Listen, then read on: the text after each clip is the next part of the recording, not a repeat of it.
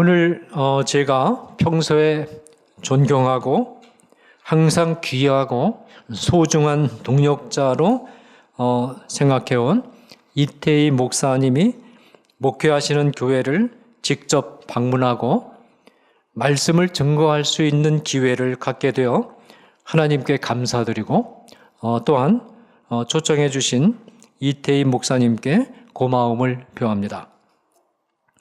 이태희 목사님은 한국의 차별금지법이 처음 발의되고 이 법안에 대해서 한국 교계에서 무관심으로 일관하고 있을 때 법조인이자 목사의 입장에서 이 법안의 위험성을 알리고 간파하고 법제화 반대 운동의 선두에 서셨던 분입니다.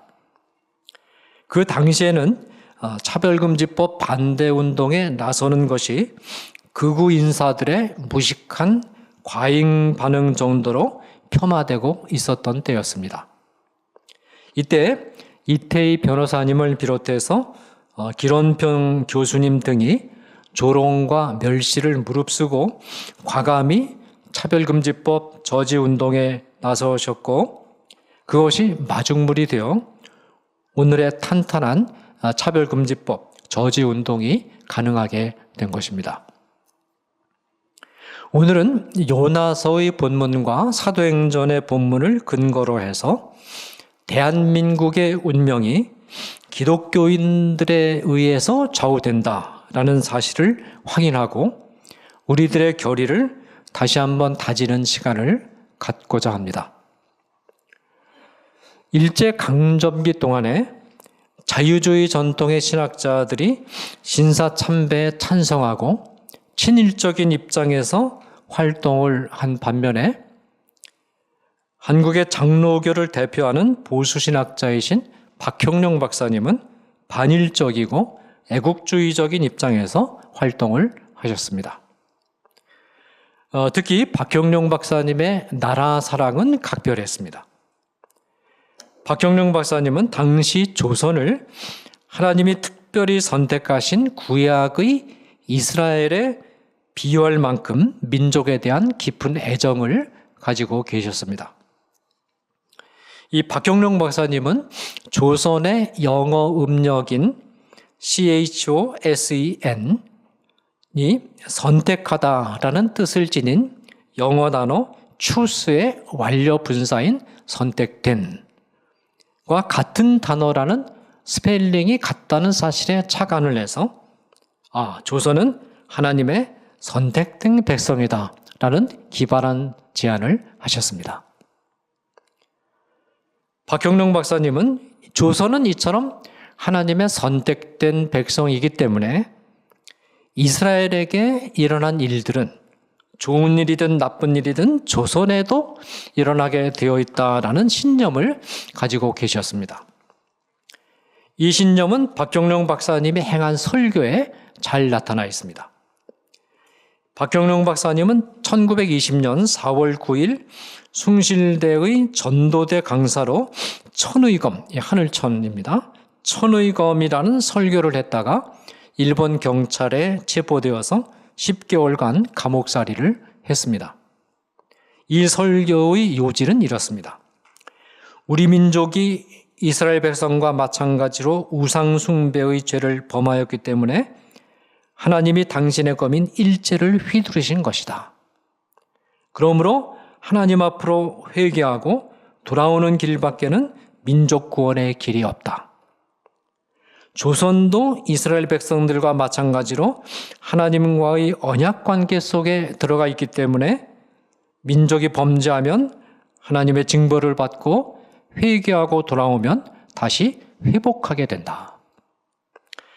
사실 저는 조선이라는 단어를 둘러싸고 박형룡 박사님이 전개한 월드플레이가 신학적인 근거가 부족한 풍류적인 해석이 아닌가 하는 의문을 품기도 했습니다.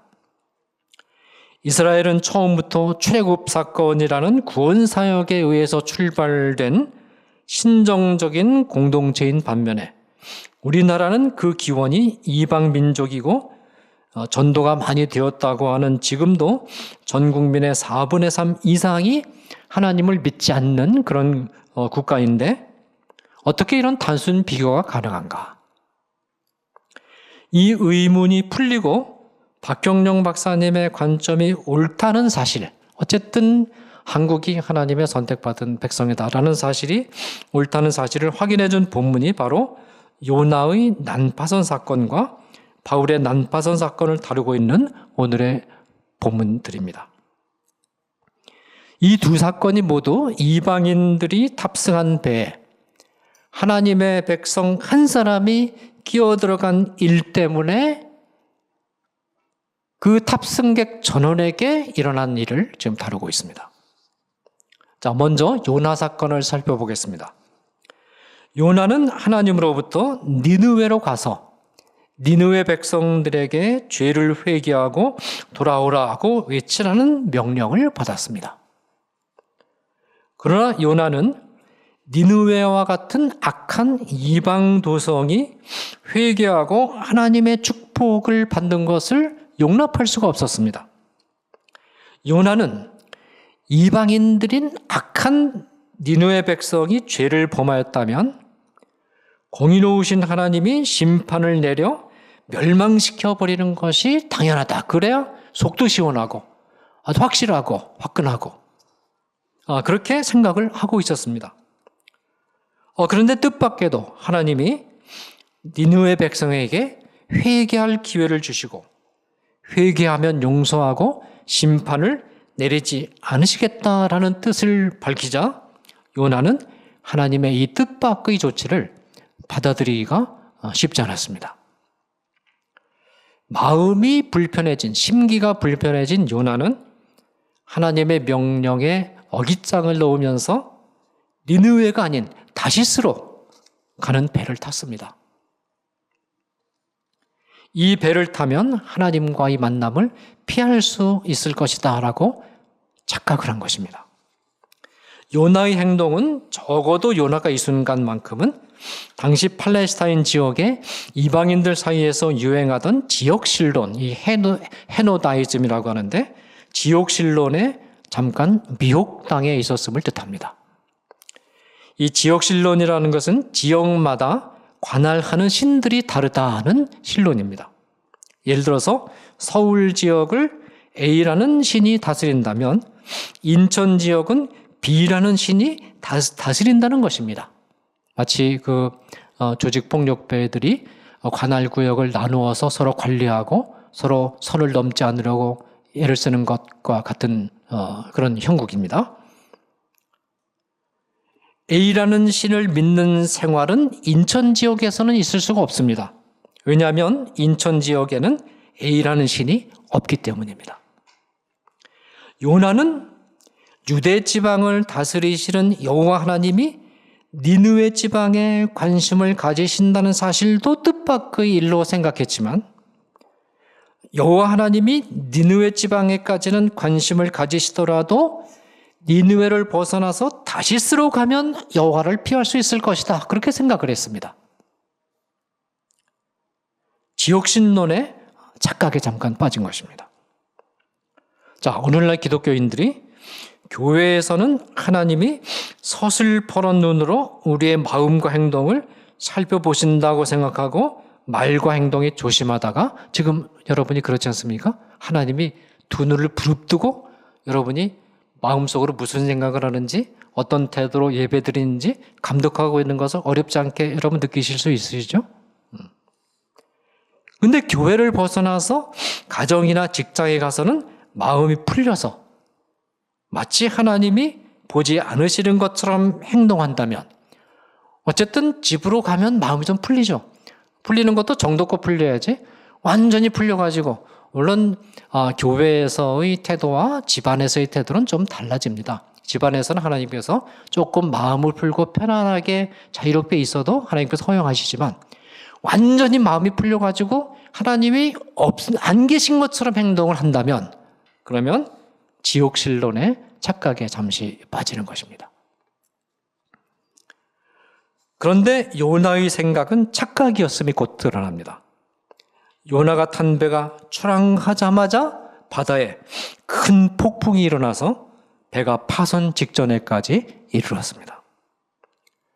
사공들이 자기들이 믿는 신의 이름을 부르고 배를 가볍게 하려고 배 안에 있는 물건들을 바다에 던져버려도 풍랑이 가라앉지 않았습니다. 사공들이 보니까 저 배 밑창에서 어떤 한 사람이 잠에 푹 골아떨어져 있는데 보니까 짜증이 나는 겁니다. 그래서 막 흔들어 깨우면서 이 위기에 웬 낮잠이냐? 너도 내가 믿는 하나님이 있을 거 아니냐? 기도라도 좀 해봐라. 물론 이 사공들이 그렇게 기도해가지고 일이 바뀌어진다는, 풍랑이 가라앉는다는 그런 기대를 한 것은 아닙니다. 짜증이 나니까 너도 뭔가 좀 해야 되지 않느냐. 그런 의미에서 이제 이런 반응을 보여준 것입니다. 그렇게 책망을 한 다음에 도대체 이 풍랑이 왜 일어나는지 우리가 제비를 한번 뽑아보자. 그래서 제비 뽑기를 했는데 요나가 뽑혔습니다. 하나님이 함께 하신 거죠. 그렇다고 해서 여러분들이 이런 일이 있을 때 지금 제비를 뽑아도 이렇게 알아맞힐 수 있느냐? 그건 아닙니다. 하나님 특별한 개입이 있어서 가능한 거지 이것이 오늘날도 반복되는 것은 아닙니다. 이 제비에 뽑힌 요나는 번개를 맞은 것처럼 공포에 사로잡혔을 것입니다. 하나님이 유대 지방과 니느웨만 계시는 것이 아니구나. 하나님은 심지어 다시스로 가는 배 안 가장 후비진 곳에도 하나님이 계시는구나. 이 사실을 깨달은 것입니다. 요나는 하나님 앞에 거꾸러질 수밖에 없었습니다. 요나는 사공들에게 자신이 배에 탄 이유를 말하고 내가 하나님의 명령을 거스리고 도망갔기 때문에 이 사태가 벌어진 것이다. 자신을 바다에 던지면 풍랑이 가라앉을 것이라고 말합니다. 그러나 차마 사람을 바다에 던져 넣을 수 없었던 사공들은 노를 저어서 육지에 이르려고 애를 썼지만 파도가 더 심해지자 어쩔 수 없이 요나를 바다에 던져 넣었습니다. 야속하게도 요나를 바다에 던져 넣자마자 풍랑이 거짓말처럼 가라앉았습니다. 이 다시스로 가는 배는 요나를 제외하면 모두 이방인들이 탄 배였습니다. 요나가 타기 전에는 이 배의 항해는 무사했고 하나님의 백성과 아무런 상관이 없었습니다. 항해하는데. 그러나 일단 하나님의 백성인 요나가 탑승한 순간부터 배에 탄 이방 사공들과 승객들의 육신적인 생명과 운명은 전적으로 요나에 의해서 좌우됐습니다. 하나님의 뜻을 저버린 요나가 탑승하자 요나 때문에 재난이 일어났고 배에 탄 사람들 모두의 생명이 위험에 빠졌습니다. 하나님의 뜻을 거역한 요나 한 사람 때문에 배 전체가 파멸될 위기를 맞이하게 된 것입니다. 자, 이와는 대조적으로 바울이 탄 배의 경우는 어떻습니까? 이 가이사랴에서 베스도 총독에게 신문을 받던 바울이 로마 시민의 입장에서 로마의 가이사에게 재판을 받게 해줄 것을 청원했기 때문에 베스도는 율리오가 이끄는 죄수 호송단에 바울을 포함시켜 로마로 보내기로 결정했고 율리오는 아드라무테노에서 출항한 배를 타고 가이사랴를 떠났습니다. 율리오가 이끄는 죄수 호송단은 이 배로는 이탈리아에까지 가는 긴 항해를 할 수가 없었기 때문에, 왜냐하면 이 배는 연안 여객선이기 때문에 이렇게 장거리 항해를 하지 못했습니다. 따라서 당시 알렉산드리아에서 이탈리아를 왕래하는 더 큰 배인 곡물 수송선으로 갈아타야 됐습니다. 당시 로마인들의 식량은 이 토지가 비옥한 아프리카 북부의 곡창지대에서 난 곡물을 가지고 충당을 했습니다. 그래서 이 알렉산드리아에서 로마의 항구까지 이렇게 큰 곡물 수송선이 정기적으로 운항하고 있었습니다. 이 곡물 수송선이 미항이라는 중간 기착 항구에 정박했습니다. 이때는 겨울이 곧 다가오는 때였습니다. 겨울에는 이 지중해에 유라굴로라는 토네이도성의 강풍을 만날 위험이 있어서 항해를 피하는 것이 통례였습니다. 바울은 항해를 계속하는 것은 위험하니까 미항에서 겨울을 보내는 것이 좋겠다라는 제안을 했습니다. 그런데 미항은 작은 항구여서 겨울을 지내기가 상당히 불편했습니다. 그러자 선장과 선주는 가까운 곳에 있는 조금 더 큰 항구인 베닉스로 가서 그곳에서 겨울을 보내는 것이 좋겠다는 의견을 제안했습니다. 율리오는 바울의 권고를 듣지 않고 선장과 선주의 제안을 선택합니다. 항구를 떠난 배는 처음에는 부드럽게 부는 남풍을 타고 순항했습니다. 그러나 얼마 지나지 않아 공포의 유라굴로가 갑자기 몰아쳤고 유라굴로를 맞이한 배는 파선의 위기를 맞게 되었습니다. 파선을 막기 위해서 짐뿐만 아니라 기구들도 모두 바다에 버렸지만 강풍과 높은 파도는 계속되었고 하늘은 검은 구름으로 덮여 별빛조차 보이지 않는 상태에서 배는 힘없이 떠내려갔습니다. 배 안에 있는 모든 사람들은 자포자기한 상태에서 죽음을 기다리고 있었습니다. 이때 바울이 나서서 말합니다. 바울은 자기의 권고를 듣지 않고 추랑한 실수를 잠깐 지적한 후에는 배는 파선하겠지만 배 탄 사람들은 모두 살아남게 될 것이라고 선언합니다. 사도행전 27장 22절입니다. 내가 너희를 권하노니 이제는 안심하라. 너희 중 아무도 생명에는 아무런 손상이 없겠고 오직 배뿐이니라. 바울은 자신이 그렇게 자신 있게 말하는 근거로서 하나님의 사자가 꿈을 통해서 주신 말씀을 소개합니다. 23절에서 25절입니다. 내가 속한 바 곧 내가 섬기는 하나님의 사자가 어젯밤에 내 곁에 서서 말하되 바울아 두려워 말라. 내가 가이사 앞에 서야 하겠고 또 하나님께서 너와 함께 항해하는 자를 다 내게 주셨다 하셨으니 그러므로 여러분이 안심하라. 나는 내게 말씀하신 그대로 되리라고 하나님을 믿노라.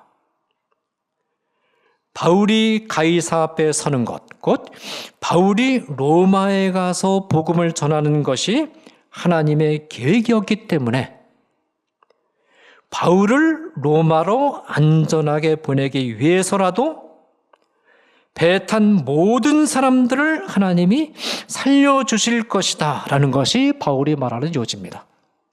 바울만 딱 끄집어내서 바울만 살려주시고 나머지는 죽든 말든 내버려 둔다는 것이 아니고 바울을 살려주시는 길에 바울과 한 배에 동행하는 배에 탄 모든 승객들을 전부 내가 살려주겠다. 그것이 하나님의 뜻입니다. 여기서 하나님은 매우 중요한 말씀을 하십니다. 너와 함께 항해하는 자를 다 내게 주었다. 여러분, 이건 엄청난 말입니다. 이 말이 무슨 말입니까? 배 탄 모든 사람들의 생명과 운명을 바울이 책임지고 있다라는 뜻입니다. 이 말은 배 탄 모든 사람들이 모두 기독교인이 된다는 뜻이 아닙니다. 배 탄 사람들이 기독교인이든 아니든 상관없이 이들의 육신적인 생명과 운명을 좌우하는 것은 하나님의 계획을 이루어 가고 있는 바울이다라는 것입니다. 바울이 배 타기 전에는 승객들의 운명이 바울과 아무런 관련이 없었습니다. 그러나 바울이 일단 배 탄 이후에는 배 탄 승객들의 육신적인 생명과 운명은 바울에 의해서 결정됩니다. 바울이 하나님의 계획을 이루는 길에 있기 때문에 이 계획을 이루시기 위해서 하나님이 승객 모두의 생명을 살려주실 것이다. 이 두 사건이 우리에게 주는 교훈은 분명합니다. 하나님을 믿는 사람이 없는 이방 사회는 하나님을 믿는 사람과는 아무런 상관없이 운명이 결정됩니다. 그러나 이방 사회에 하나님을 믿는 사람이 소수라도 존재하기 시작하면 그 순간부터 그 이방 사회의 운명은 하나님을 믿는 사람에 의해서 결정됩니다. 여러분, 놀라운 얘기 아닙니까? 이것이 놀라운 하나님의 구속사의 비밀입니다. 하나님을 믿는 사람이 하나님께 순종해서 하나님의 계획을 이루어가는 길에 있으면 이 사람을 통한 하나님의 뜻을 이루기 위해서라도 하나님이 그 이방사회 전체를 살려주십니다. 그러나 하나님을 믿는 사람이 하나님께 불순종하면 그 이방사회는 그 사람 때문에 그 사람을 징벌하시기 위해서 하나님께서 그 사람만 따로 떼어내서 징벌하시는 것이 아니라 그 사람이 속한 사회 전체를 징벌하신다라는 것입니다. 그렇습니다. 한국이라는 국가에 기독교인이 없었을 때 한국이라는 국가의 운명은 기독교인과 상관없이 진행되었습니다. 그러나 일단 한국이라는 국가 안에 기독교인이 존재하기 시작한 때부터 이 국가의 운명은 기독교인에 의해서 결정됩니다. 기독교인들이 바울처럼 하나님께 순종해서 하나님의 계획을 이루는 길에 서 있으면 그 기독교인들을 보호하기 위해서라도 하나님이 한국이라는 국가 전체를 보호하고 지키십니다. 그러나 기독교인들이 하나님의 계획에 불순종해서 하나님의 계획에 어긋나는 길을 가면 그 기독교인들을 벌하기 위해서라도 하나님이 한국이라는 국가 전체를 징벌하실 수 있습니다. 우리 기독교인들은 우리나라의 운명을 좌우하는 열쇠가 우리 손에 있다 라는 사실을 잊어서는 안 됩니다. 이제 이 원리를 20세기의 한국이라는 국가와 한국 교회에 적용해 보겠습니다. 이 적용에는 저희 주관적 견해가 들어있을 수 있기 때문에 견해를 달리하려 하시는 분들도 있을 수가 있습니다. 로마서 1장 17절에서 바울은 인간이 하나님 앞에서 의롭다함을 받기 위해서는 인간의 의를 의지해서는 안 되고 믿음을 통로로 해서 하나님의 의 곧 예수 그리스도를 의지해야 한다고 말합니다. 그러면 왜 인간의 의를 의지해서는 안 되는가? 모든 인간은 전적으로 부패하고 타락했고 따라서 인간 안에는 하나님께 내어놓을 만한 의로움이 없기 때문입니다. 바울은 로마서 1장 18절에서 1장 31절까지는 이방인들이 얼마나 부패하고 타락했는가를 말하고 있고 2장 1절에서 3장 18절까지는 유대인들이 얼마나 부패하고 타락했는가를 말함으로써 모든 인류는 하나님 앞에 내어놓을 만한 의로움이 없는 죄인임을 말하고 있습니다. 1장 18절에서 바울은 모든 인류에게 나타나는 죄를 두 가지로 분류하여 제시합니다. 하나는 경건하지 않음이고 다른 하나는 불의입니다. 그러면 하나님은 경건하지 않음과 불의를 어떻게 다루시는가? 하나님은 이 두 가지 죄에 대해서 진노하신다, 심판을 내리신다고 바울은 말합니다. 하나님의 진노가 불의로 진리를 막는 사람들의 모든 경건하지 않음과 불의에 대해서 하늘로부터 나타나나니. 그런데 여기 나타난다라는 동사는 현재형입니다. 이 말은 무슨 뜻입니까? 경건하지 않음과 불의는 물론 종말의 날에 하나님으로부터 마지막 심판을 받아야 하는 죄악들이 되기도 하지만 종말의 날까지 갈 곳도 없이 이미 현재 역사 안에서 하나님의 심판을 유발하는 죄다라는 것입니다. 경건치 않음이 종교적 죄악의 방점이 있다면 불의는 윤리적 죄악의 방점이 있습니다. 그런데 우리가 여기서 주목해야 될 점은 경건치 않음과 불의가 동등한 수준의 죄로 평가받고 있다는 사실입니다. 이 두 가지 죄가 모두 하나님으로부터 현재 역사 안에서 동일한 진노와 심판의 대상이 됩니다. 계속되는 본문을 통해서 바울은 이방 사회에서 가장 뚜렷하고 두드러지게 나타나는 경건치 않음의 구체적인 예와 불의의 구체적인 예를 제시합니다. 그러면 바울이 경건치 않음의 가장 크고 심각하고 두드러진 예로 제일 먼저 제시하는 것이 무엇일까요? 바울은 19절에서 23절까지 그리고 25절에서 이 경건치 않음이 무엇을 의미하는가를 말하고 있는데 한마디로 요약하면 우상을 숭배하는 일입니다.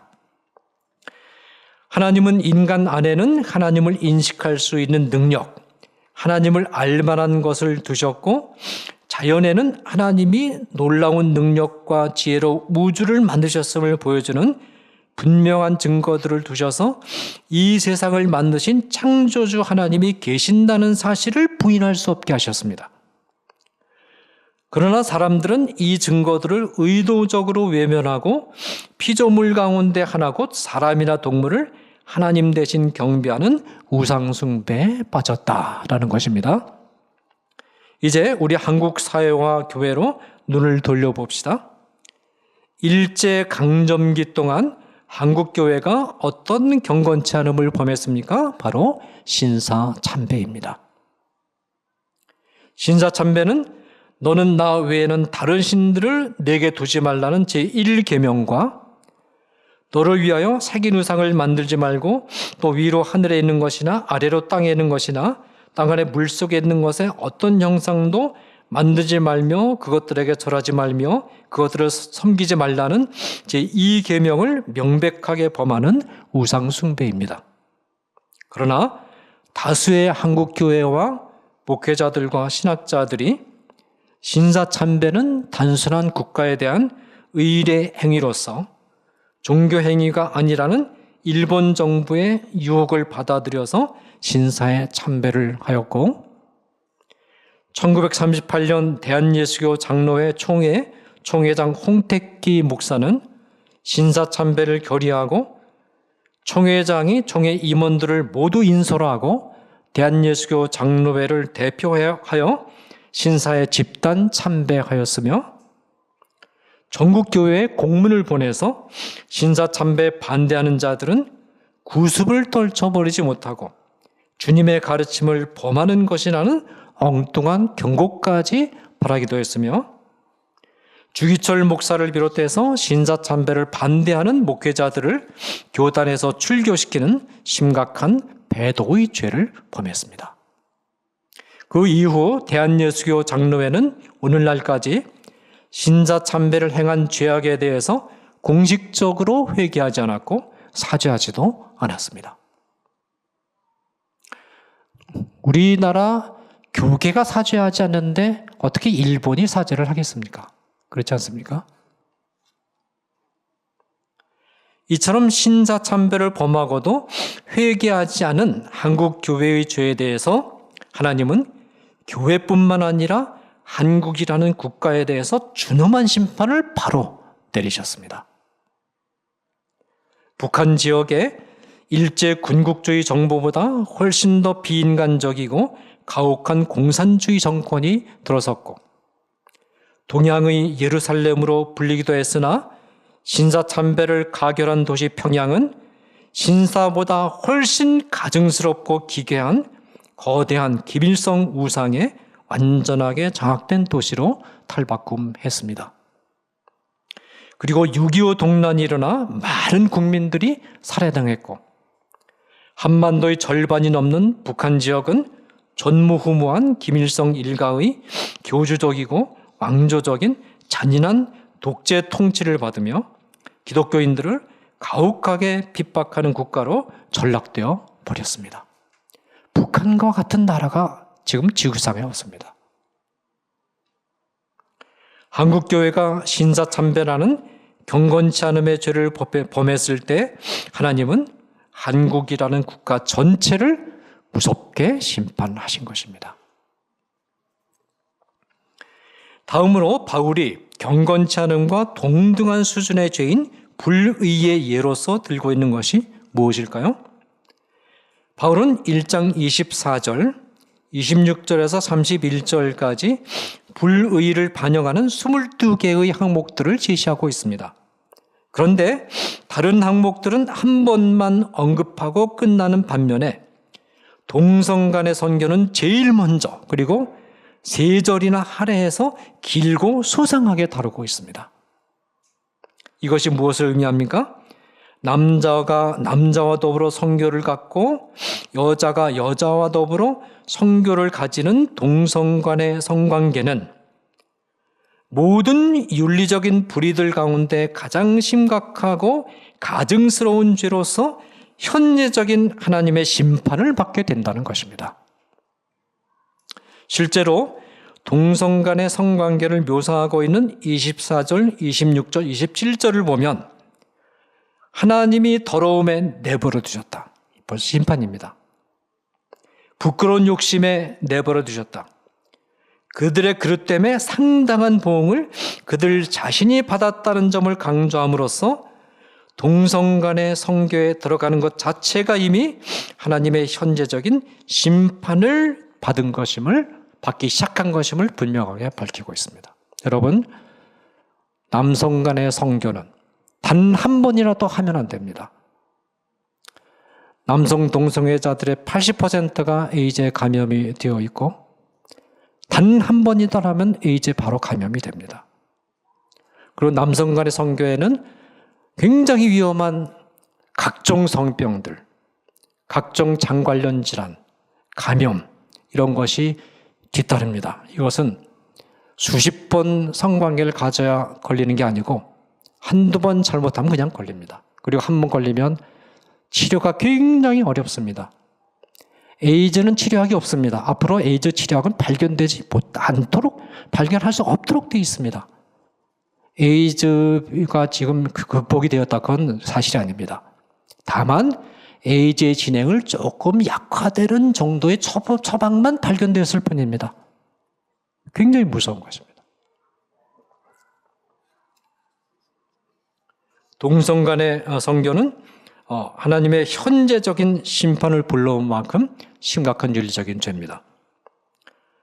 한국교회가 신사참배를 행한 죄에 대한 심판으로서 북한 지역이 전면적으로 공산화되지 않았습니까? 그리고 로마서는 경건치 않음과 불의가 동등한 차원의 하나님의 현재적인 심판을 불러오는 죄임을 말하고 있지 않습니까?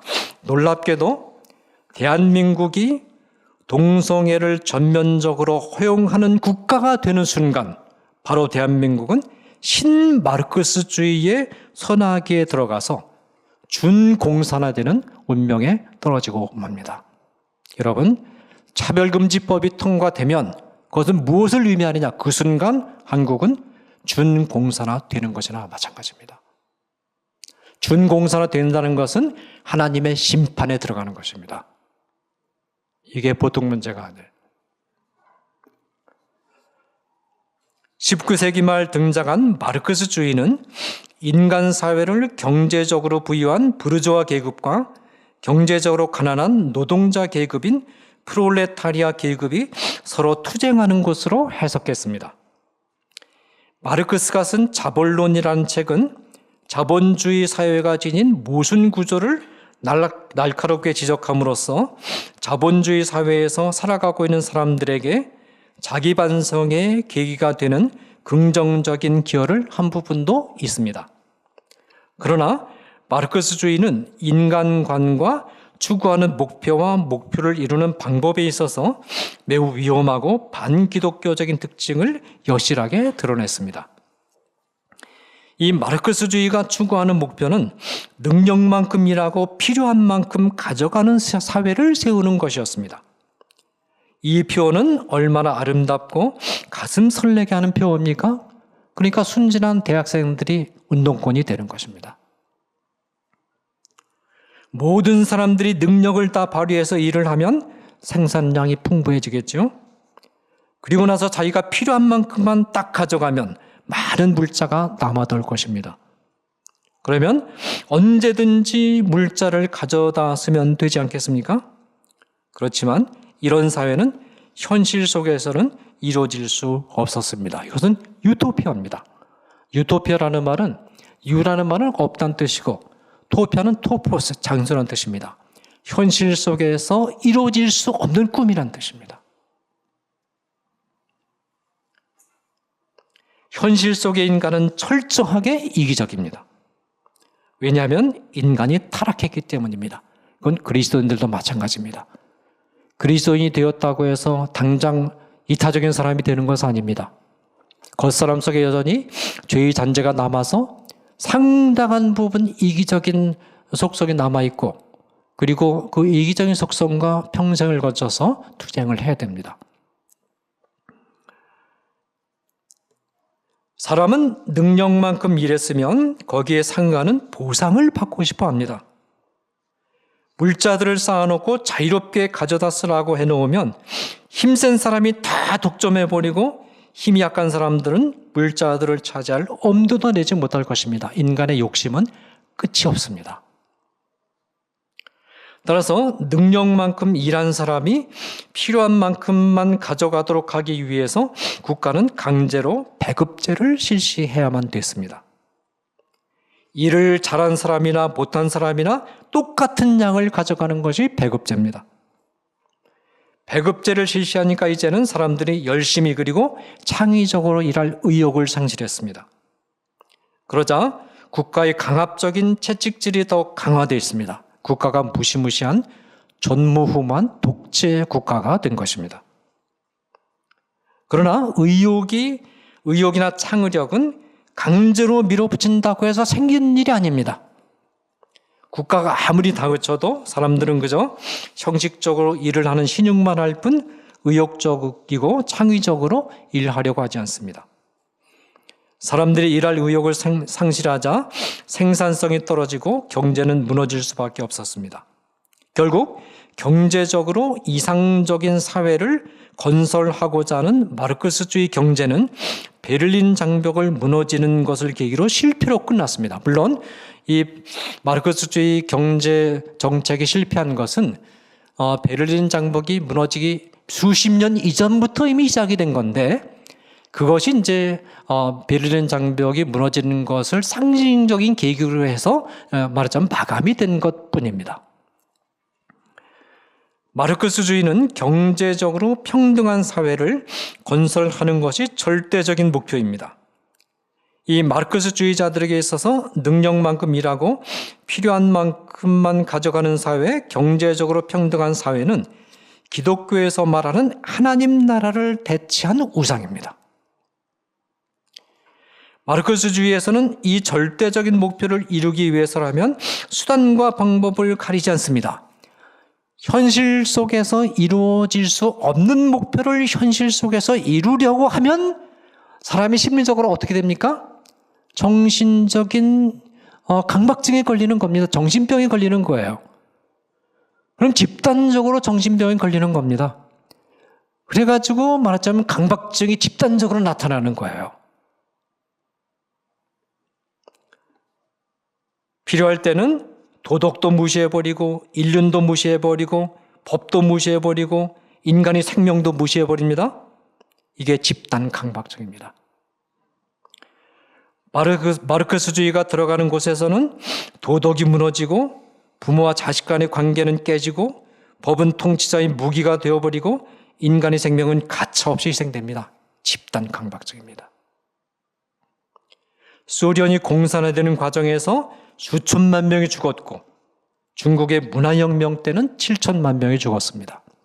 여러분 지금도 러시아에 가면 어떤 사회적인 문제가 일어날 때 그 그 문제에 대해서 단 한 사람도 국민들 가운데 윤리적으로 문제점을 지적하고 분석하는 사람이 한 사람도 없습니다.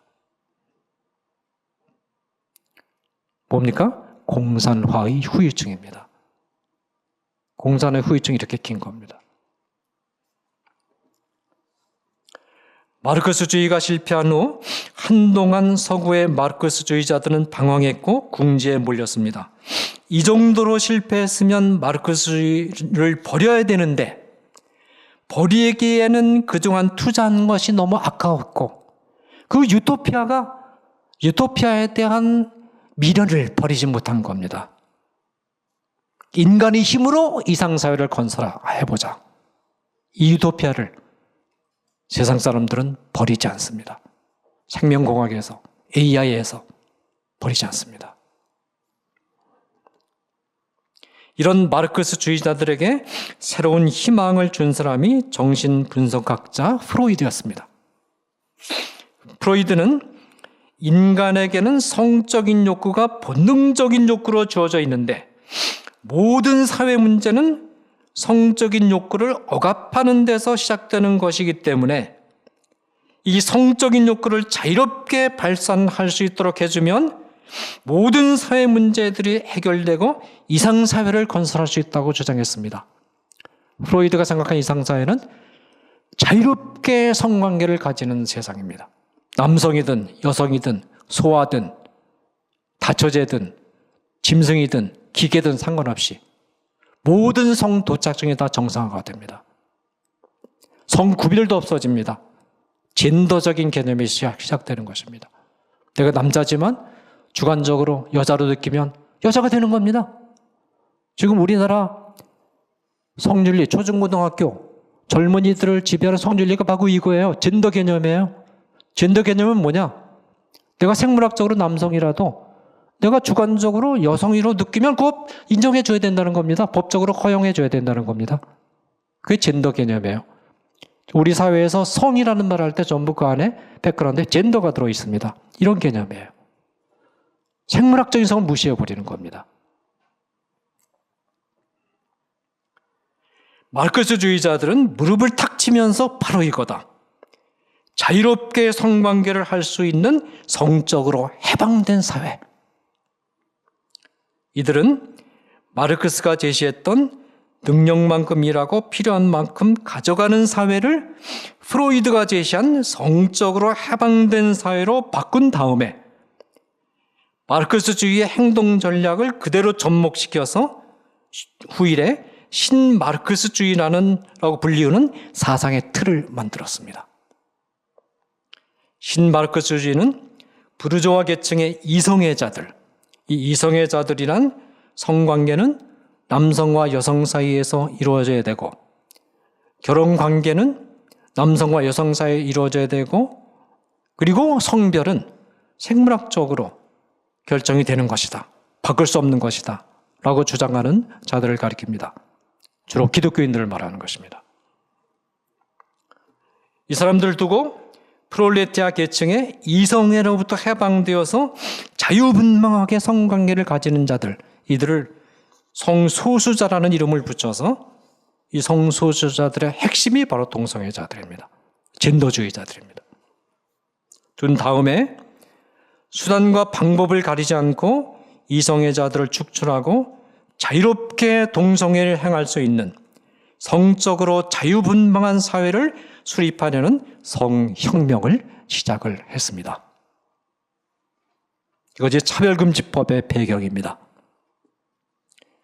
프로이드 자신도 성적으로 매우 문란한 사람이었고 그 이후에 마르크스주의 계열의 많은 학자들이 가세하면서 세력이 강화되었는데 이 학자들의 특징은 거의 100% 한결같이 동성애자들이거나 성적으로 굉장히 문란한 사람들입니다. 전부. 자기들의 그런 도착적인 성관행을 정당화시키기 위해서 이론을 정교하게 개발하는 것입니다. 특히 세계의 동성애자들이 인도네시아에서 모여서 투쟁 전략을 수립한 것이 족자카르타 29개의 원칙이라는 것인데 이 원칙들은 모두 공산주의자들의 투쟁 전략을 그대로 복사해 온 것들입니다. 동성애 반대를 불법화해서 탄압하고 동성애를 인권으로 포장해서 법정 소송을 전개하고, 여러분 법정 소송이 한번 저도 지금 2건이 법정 소송에 좀 걸려 있습니다. 그래서 1년 넘게 지금 진행되고 있는데, 제가 양보를 안 해서, 타협을 안 해서 1년 넘게 진행되고 있는데, 이게 한번 시작이 되면 차별금지법에 따르면 한 번 법정 소송이 진행되면 적어도 수천만 원이 들어갑니다. 이게 불복하면은 단 몇 번 만에 수억 원 이상 벌금이 늘어납니다. 여러분, 가난한 교회 목사, 가난한 교수가 어떻게 이걸 감당할 수 있어요? 계속해서 압박을 가해서 말하자면 지쳐 나가 떨어지게 만드는 겁니다.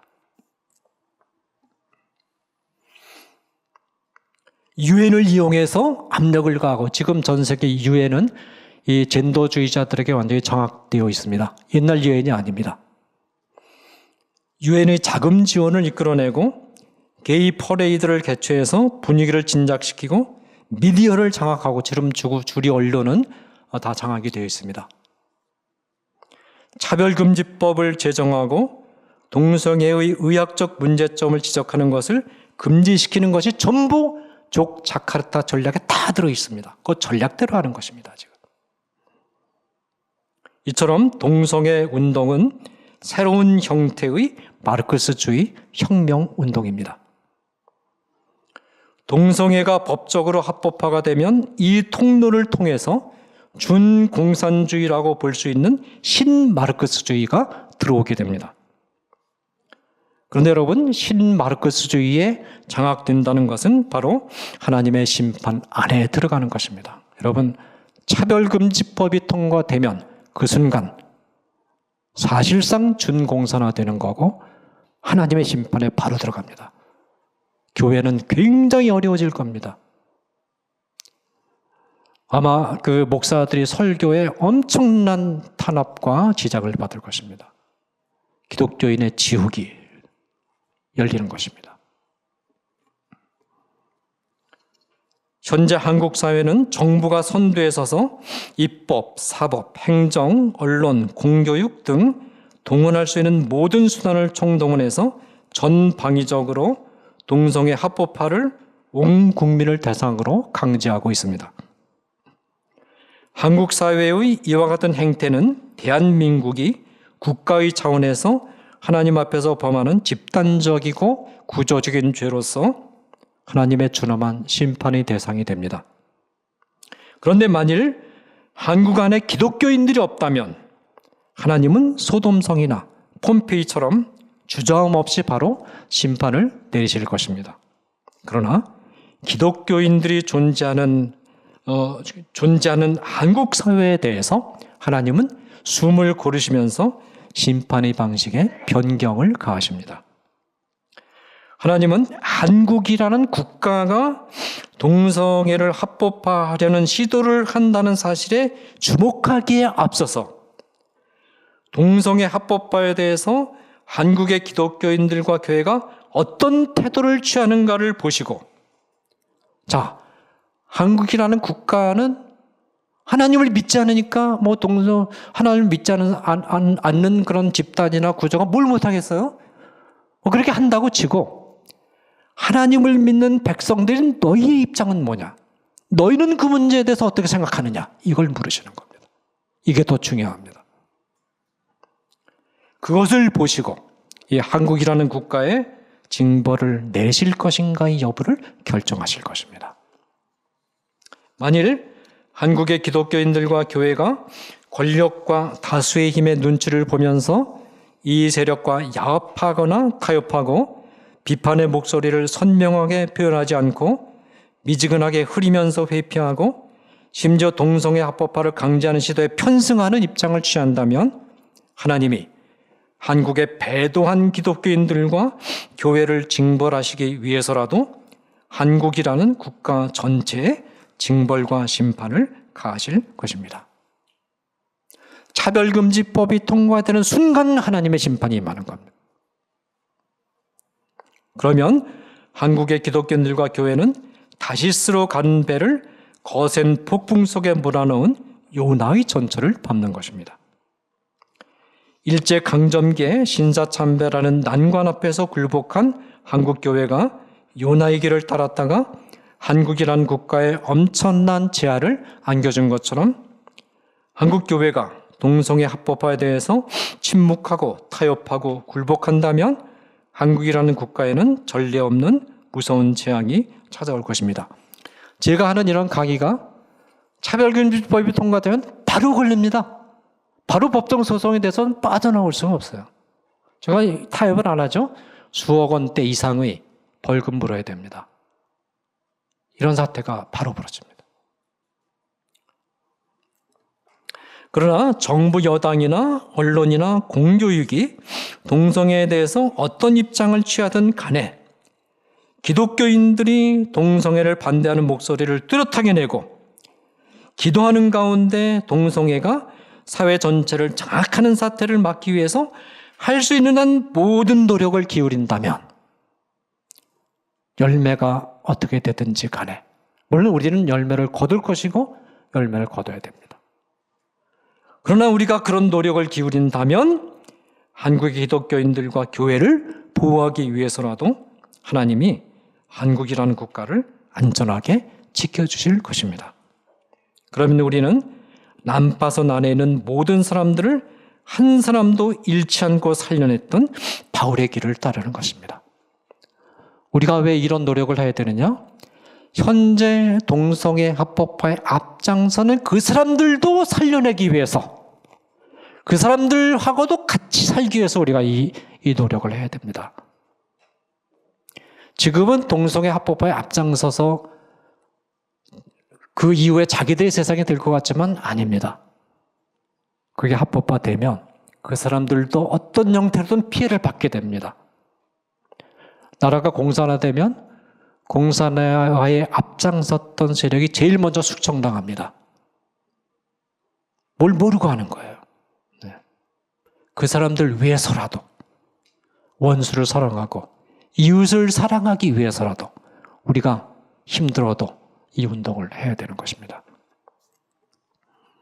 이제 우리는 요나의 길을 따르다가 한국이라는 배를 난파선을 만들 것인가?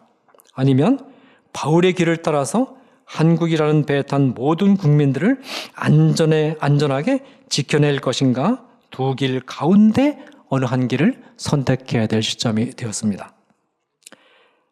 그 안에 진리교회, 제가 1부, 2부 때는 깜빡 착각을 해가지고 그 날의 진리교회로 발음을 했어요. 그랬더니 저희 집사람이 아마 인터넷으로 보고 봤던 것 같아요. 카톡이 왔는데 그 날에가 아니고 그 안에야 수정을 하고 그래서 3부 예배는 제가 수정을 하는 겁니다. 그 날에가 굉장히 좋게 보여가지고 제가 착각을 했던 것 같아요. 그 안에인데 써놓기를 그 날에 써놔가지고 원고를 읽다 보니까 그렇게 됐습니다. 그 안에 진리교회 성도님들은 이 갈림길에서 이미 바울의 길을 선택하신 성도님들이라고 저는 믿고 있습니다. 앞으로도 이 길에 굳게 서서 대한민국이라는 난파선 안에 있는 모든 국민들을 살려내는 중요한 사명을 수행해 주시고 지금 전 세계가 동성애 성혁명의 마수 안에 다 들어가 있는데 한국 사회에서만은 이 흐름을 거역할 수 있는 새로운 샘물을 쏟아 올려서 우리 한국 교회와 사회를 보호하고 전 세계를 향해서 임으로 흘려보내는 이런 역사와 열매를 맺는 일에 여러분들이 함께 동참해 주실 것을 간곡하게 부탁드리면서 설교를 마무리하겠습니다. 네, 기도하겠습니다. 사랑하는 하나님 아버지, 오늘은 요나의 난파선 사건과 바울의 난파선 사건을 우리가 읽으면서 이 사건이 우리에게 주는 교훈이 무엇인가를 생각해 보았습니다. 하나님 아버지, 참 우리가 일제 36년 동안에 우리 한국교회가 신사참배를 철저하게 거부하지 못해서 우리 근대 한국 현대사에 말할 수 없는 큰 비극이 우리나라에 찾아온 것을 이 시간 기억하며 우리가 이제 연대 책임을 지고 우리 한국교회 교인들이, 목회자들이 하나님 신사에 굴복한 그 죄악에 대해서 우리도 같이 책임을 느끼며 회개하오니 용서하여 주시기를 바라오며, 같은 실수가 우리 한국교회사에서 앞으로 다시 반복되지 않도록 도와주시기를 원합니다. 참 유감스럽게도 지금 한국 사회 전체가 전 세계를 장악하고 있는 동성애 성혁명의 물결을 거스리지 못하고 이 그 성혁명을 일으켜서 동성애를 합법화하는 젠더적인 성인식이 사회 전체를 장악해가는 중에 있습니다. 하나님 아버지, 이런 현실 속에서 우리 기독교인들이 깨어서 기도하게 하시고 이 흐름을 거역하게 하시고 이 흐름을 막아낼 수 있도록 하나님께서 도와주시기를 원합니다.